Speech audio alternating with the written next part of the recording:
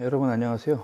지금부터는 캡스톤 디자인 제 6장 문제 정의와 관련된 내용을 가지고 여러분들과 함께 학습을 해 나가도록 하겠습니다. 자,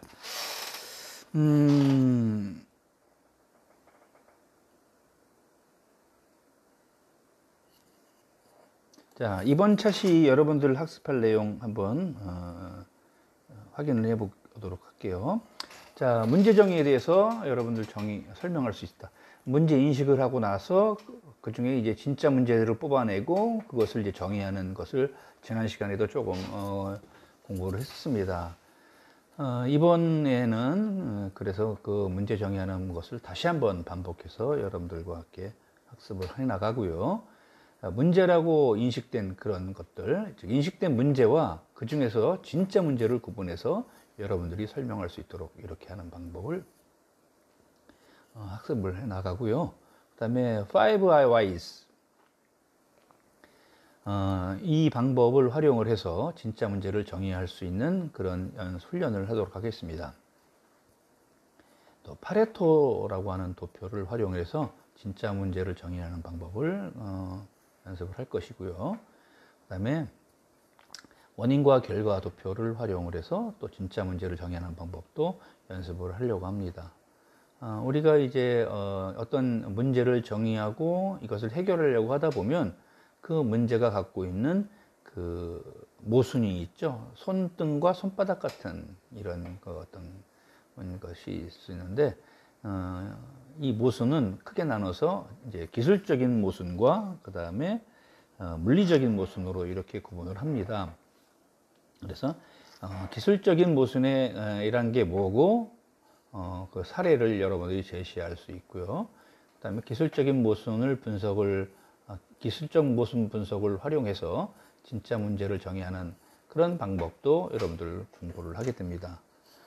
뿐만 아니라 물리적인 모순에 대한 것도 어떤 의미를 갖는 것을 우리가 물리적인 모순이라고 하는지 여러분들 이해하실 수 있도록 설명을 상세하게 드릴 것이고요. 그리고 이 물리적인 모순 분석을 활용을 해서 진짜 문제를 정의하는 방법도 이렇게 설명을 드리도록 하겠습니다.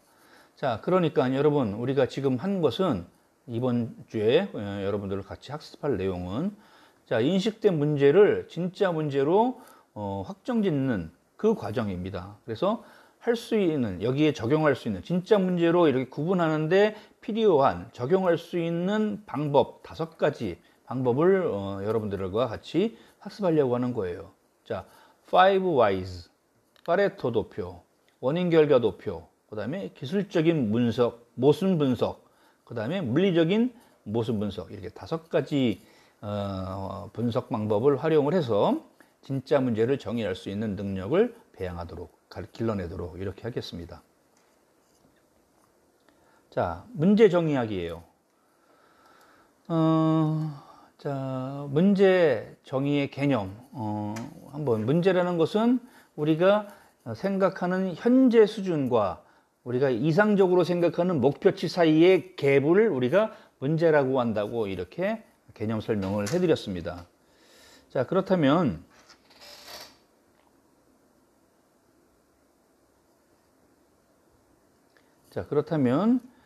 문제 정의란 무엇입니까? 문제 정의라는 것은 좀 넓은 의미로서는 진짜 문제를 뽑아내는 거예요. 그리고 그거 문제가 왜 문제가 됐는지에 대한 점검을 하는 것이 좀 넓은 의미의 광의의 문제 정의에 대한 의미라고 얘기할 수가 있겠고요. 이걸 좀 좁은 범위로 국한해서 본다고 하면 진짜 문제만을 뽑아내는 것을 우리가 좁은 의미의 문제 정의라고 이렇게 얘기할 수 있겠습니다. 그렇다면 뭐는 가짜 문제가 있나요? 아니죠. 우리가 문제라고 인식하고 있는 것 중에 정말 핵심적인 어떤 내용, 그 몸이 아파요. 그럼 어떻게 돼요? 몸이 아픈 이유가 여러 가지가 있을 거 아니에요, 그죠? 그 이유 중에 핵심이 되는 원인을 골라내서 그것을 치료하면 몸이 나을 수 있습니다. 이런 것처럼 여러 가지 다양한 문제라고 생각하지만 그 중에 그 근본 원인이 되는 내용을 우리가 그게 진짜 문제라고 이렇게 정의를 내리는 거죠. 그래서 진짜 문제를 정의한다라는 것은 결국 뭐냐면 정보를 수집을 하고 그다음에 이 정보를 분석을 해서 그 근본 원인을 내포하고 있는 핵심적인 그 문제를 찾아내는 것을 우리가 진짜 문제 정의라고 이렇게 얘기하는 것입니다. 표면에 쉽게 드러나는 그런 인식된 문제가 아니라 아주 근본적인, 근원적인 그 뿌리를 찾아내는 그런 과정을 우리가 진짜 문제 정의라고 하는 것이죠. 그래서 여러분들 그림에 보이는 것처럼 표면에 잘 드러나는 그런 인식된 문제를 우리가 진짜 문제라고 하는 것이 아니고 문제의 근본 원인을 내포하고 있는 그런 것을 우리가 진짜 문제라고 이렇게 규정한다 하는 겁니다. 자, 그러면 왜 이렇게 진짜 문제를 알아내는, 정의하는 이 과정이 중요한 것일까요? 진짜 문제라는 것은 우리가 이제 하나의 인식된 문제라고 하더라도 여러 가지 방법으로 다양한 시각으로 정의할 수가 있어요. 그리고 그 문제를 어떻게 정의하느냐에 따라서 해결하는 대응 방안도 달라질 수 있습니다. 그러니까 문제를 잘못 정의하면요, 그러면 본질적인 해결이 되지 않는 경우가 많이 나와요. 땜빵식 어떤 처방을 하게 되는 경우가 많이 나오죠. 그래서 진짜 문제를 엄격하게, 명확하게 정의하는 것은 매우 중요한 일이라고 얘기할 수 있습니다. 진짜 문제를 정의하지 않고 이렇게 인식된 문제를 어설프게 해결하는 경우에 결국은 그것이 오히려 안 하니만 못한 결과를 초래하는 일도 많아요. 근본 원인을 해결하지 못했기 때문에 파생되는 또 다른 문제를 이야기할 수 있다는 얘기죠. 자, 그래서 근본 원인을 해결할 수 있는 진짜 문제를 우리가 정의하는 것은 아주 상당히 중요한 의미를 갖는다 하는 겁니다. 자, 예를 들면 이런 사례를 한번 생각을 해봅시다. 자, 시베리아로 탐사를 간 교수와 학생이 이제 짐을 챙기고 있는데요. 갑자기 호랑이가 나타났어요. 두 사람은 막 살려고 뛰어서 도망치겠죠. 근데 이제 사람이 뛰어봐야 어떻게 호랑이보다 빠를 수는 없잖아요. 그래서 호랑이가 이 두 사람을 따라잡을 것은 분명해요. 그런데 갑자기 학생이 도망치다 말고 가방에서 운동화를 꺼내 신었어요. 교수가 얘기를 하는 거예요. 운동화를 신어도 호랑이보다 빨리 달릴 수는 없어. 그러니까 학생이 이렇게 얘기해요. 제가 호랑이보다 빨리 뛸 필요는 없지만 교수님보다는 빨리 뛰면 돼요. 라고 이렇게 얘기한 거예요. 무서운 세상이군요. 여러분들도 이렇게 하실 건가요? 자, 그래서 교수가 인식한 문제와 학생이 인식한 문제는 달라요. 교수가 인식한 문제는 뭐예요? 살아남기 위해 호랑이보다 빨리 뛰는 방법을 찾아야 해 라고 얘기한 거고요. 학생이 생각하는 문제는 뭐냐면 호랑이에게 안 잡히는 방법을 찾는 것이라고 생각한 거죠. 즉, 예를 들면 이런 거예요. 학생 입장에서는 교수님이 호랑이 먹이가 되면 저는 살 수 있어요. 이런 거죠. 네. 자, 두 번째 사례를 한번 살펴볼게요.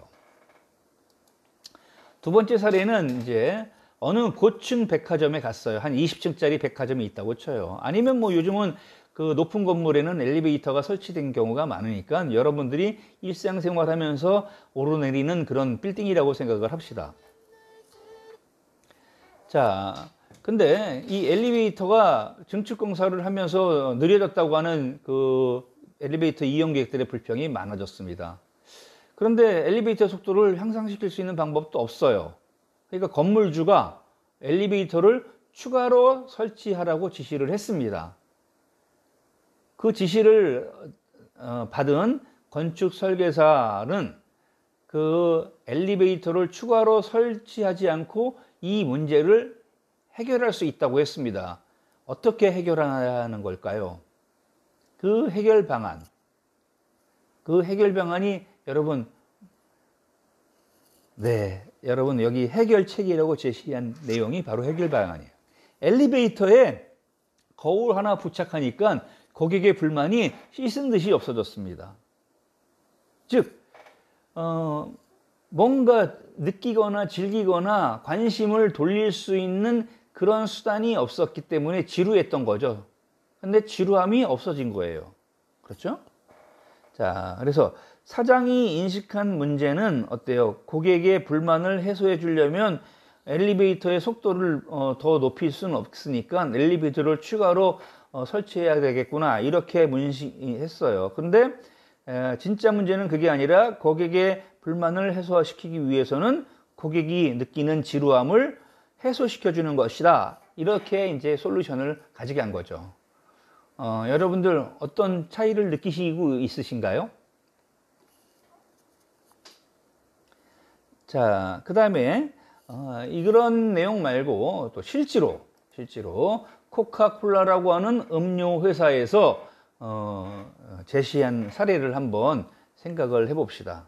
자, 전 세계의 이 콜라 시장 중에 코카콜라와 펩시콜라가 양분하고 있는데, 암만 해도 코카콜라의 그 시장 점유율이 훨씬 크죠.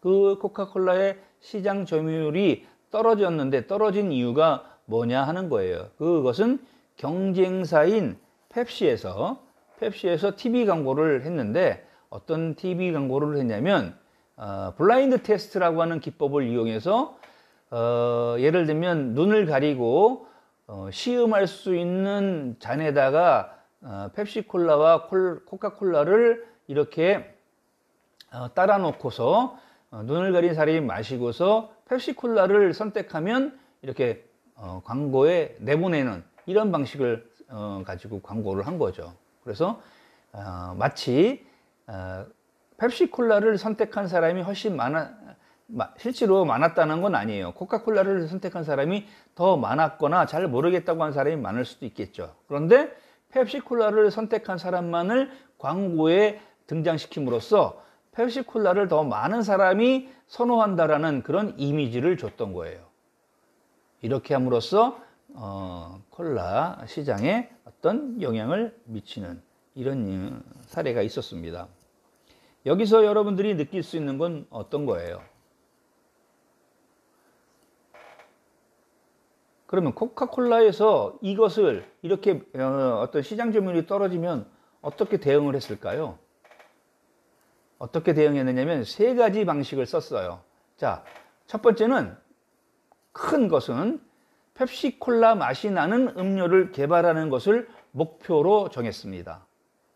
그리고 나서 이제 뉴 코크라고 하는 것을 개발해서 시장에 내놨고요. 그 다음에 77일, 약 2달 반이 지난 후에는 클래식 코크라고 칭한 예전 콜라로 다시 돌아갔습니다. 어때요? 시장에서 펩시콜라 맛이 나는 음료를 개발해서 성공을 하지 못했다는 얘기죠. 잘못 대응한 거예요. 그죠? 이러한 잘못된 시도로 인해서 엄청난 금전적인 피해를, 손해를 봤던 겁니다. 자, 그 다음에 이제 화학공장의 유량계가 있어요. 자, 화학공장의 유량계라는 것은 우리가 화학물질을 이용해서 화학제품을 만들려고 하면 그 어떤 기름 성분이 들어가 있는 그 유체의 양을 측정하는 유량계를 설치를 합니다. 근데 이 유체가 아주 부식성, 금속을 삭게 만드는, 그래서 구멍이나 아니면 그 금이 가게 만드는 그런 성질이 강해요. 그래서 이 유량계가 몇 달 만에 부식이 돼서 막 그냥 기름이 줄줄줄 새기 시작하는 거예요. 사장이 고민을 했어요. 어떻게 하면 부식되지 않고 유체가 새지 않는 그런 유량계를 만들 수 있을까? 그래서 그런 물질을 찾아볼 것을 직원들에게 지시를 했습니다. 근데 그걸 찾기 위해 시간과 노력을 많이 투자했지만 결국 마땅한 성과를 얻지 못했어요. 이 사례에서 여러분들이 느낄 수 있는 건 뭡니까? 자, 너무 많은 시간이나 비용이 드는 해결책은 결국 현실에서 수용하기가 어렵다 하는 겁니다. 그래서 어떤 문제를 해결하고자 할 때는 항상 시간과 비용이라는 그런 것을 가지고 효율성, 경제성이라는 개념으로 이렇게 분석을 하고 고려를 해야 한다는 겁니다. 자, 이 사례에서 여러분들 느낄 수 있는 거는 사장이 인식한 문제는 뭡니까?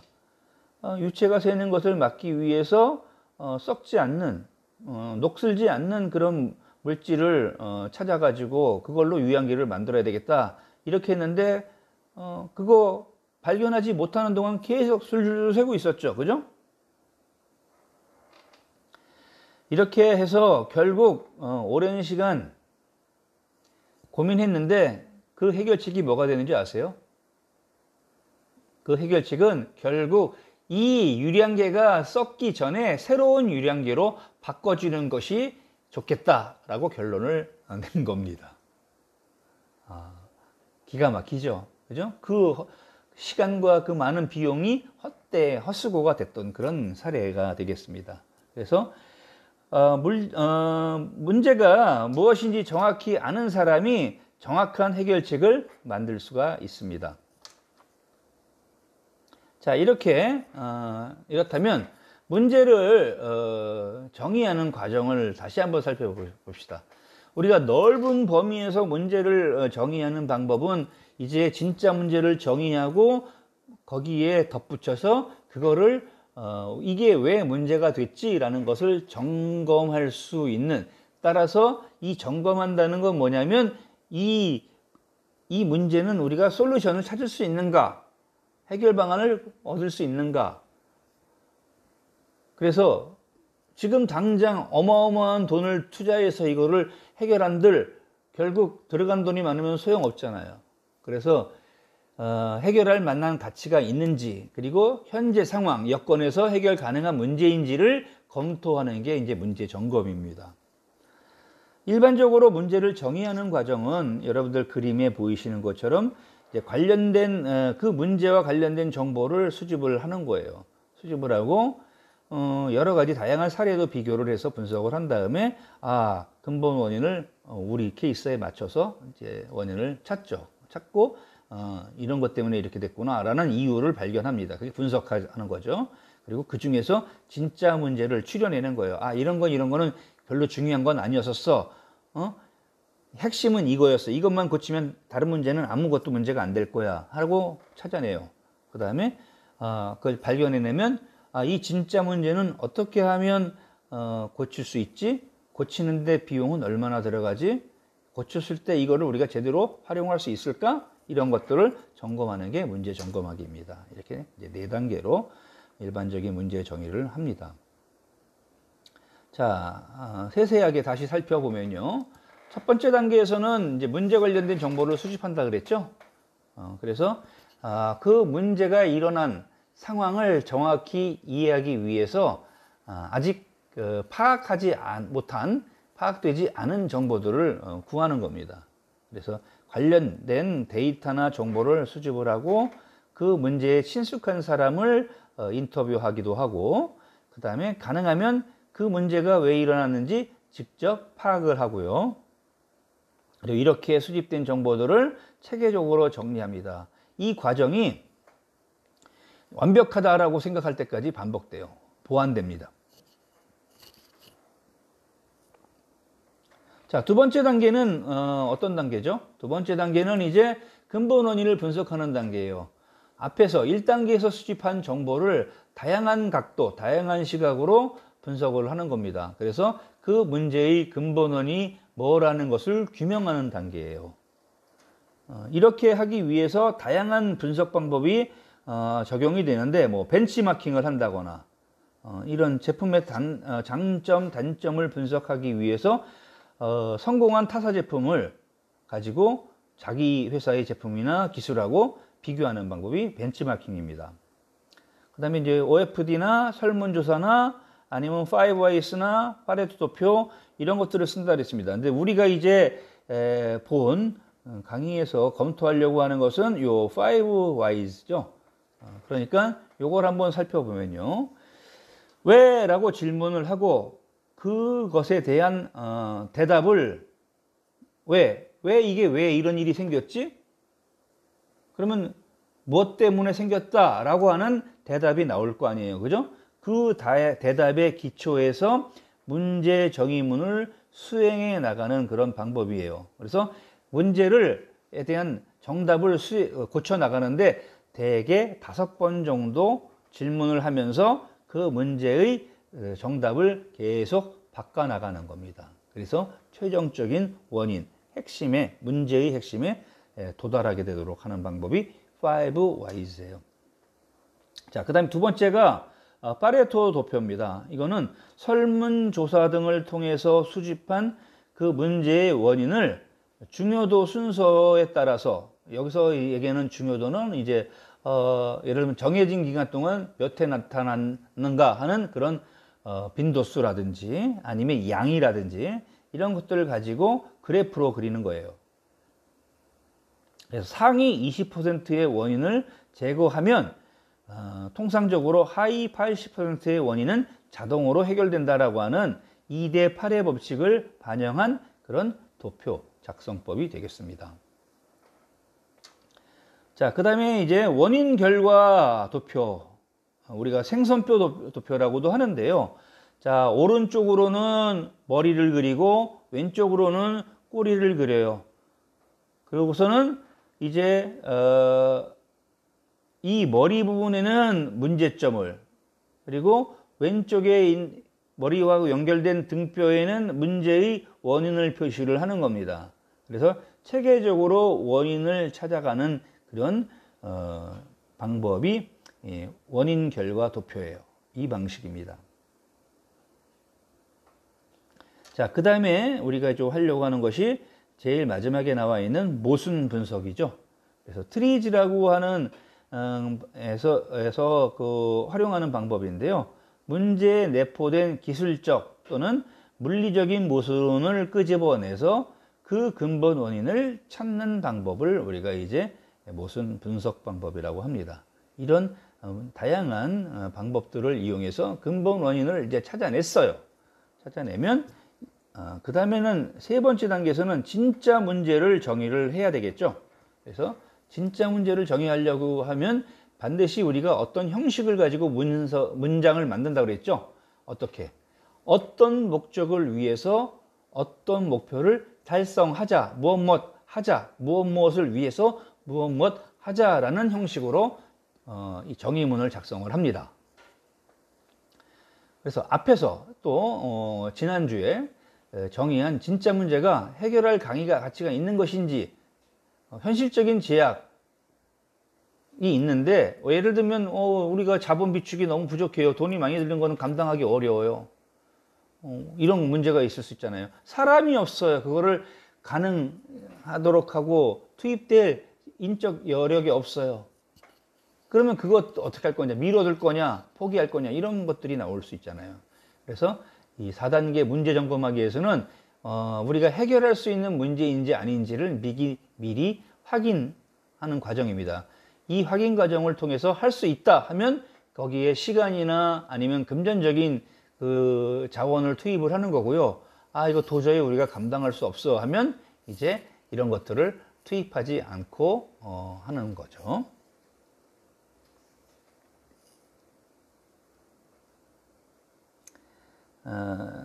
문제를 점검하는 프로세스를 전체적으로 한번 살펴보면요.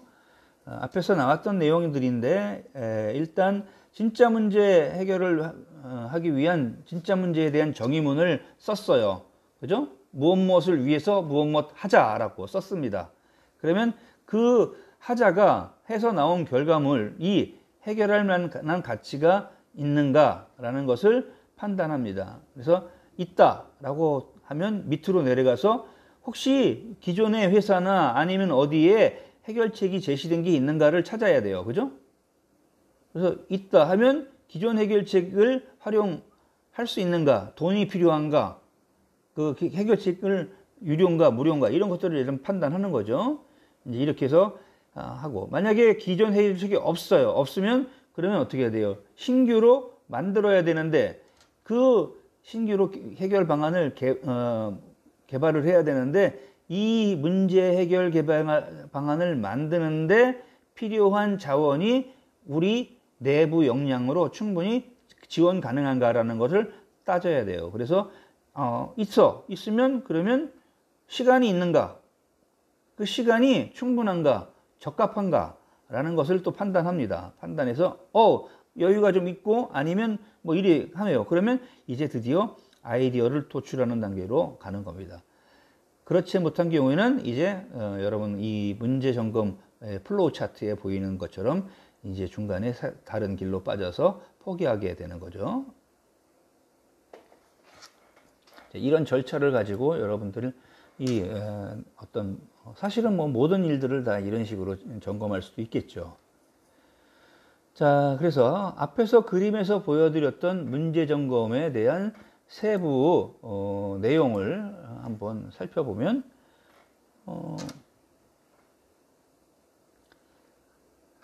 우리가 해결할 기회가 있는 문제인가 하는 거죠. 기술적인 시스템의 진화 그리고 이런 진보적인 기술들이 계속 나오고 있기 때문에 그런 동향 같은 것들을 분석을 해서 넓은 시야에서 이거 기술의 도움을 조금 받으면 해결할 수 있는 문제인가 이런 것들을 이제 점검하는 겁니다. 그리고 이미 해결책이 존재하는가 하는 부분은 특히 특허 같은 것을 분석을 해서 문제 해결책 이미 등록된 특허인지 아니면 뭐 실용신안 이런 것들이면 특허의 그 기간이 만료가 돼 가지고 그냥 무료로 쓸 수 있는지 아니면 특허권자하고 협의를 해야 되는 건지 뭐 이런 것들을 점검하는 거예요. 또 이거 비용이 많이 발생할 수 있으면 포기해야 되는 경우도 나오겠죠. 그 다음에 이제 문제 해결에 필요한 자원이 확보되었는가라는 측면에서는 이 문제 해결을 하려면 사람, 인적 자원, 물적 자원이 다 필요해요. 이게 회사에 있느냐 이거죠. 저거를 전담할 수 있는 인력이 있느냐, 저 일을 해결하기 위해 투입할 인력이 있느냐, 그리고 어떤 공간이나 물적 자원이라고 쓴 것은 공간이나 장비나 아니면 금전적인 것들을 얘기합니다. 이런 것들이 확보되지 않았다면 그러면 이제 별 수 없이 투자를 해야 되는데 투자가 할 수 있는 여력이 또 필요한지 여력이 있는지 없는지 점검을 해야 되는 문제가 생기죠. 자, 문제 해결에 필요한 시간이 적절한가 하는 면에서는